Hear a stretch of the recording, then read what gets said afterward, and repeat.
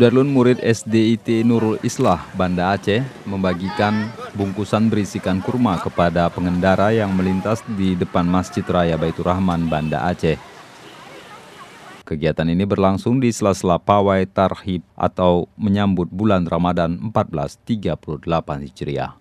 Ya, membagikan kurma itu juga dalam rangka mengajak kegembiraan kita menghadapi bulan Ramadan.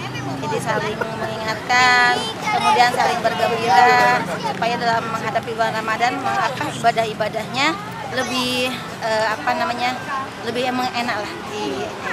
Hafalannya? Hafalannya sudah 5 juz. 5 juz. Nah, Ramadan ini tambah lagi ya? Insyaallah.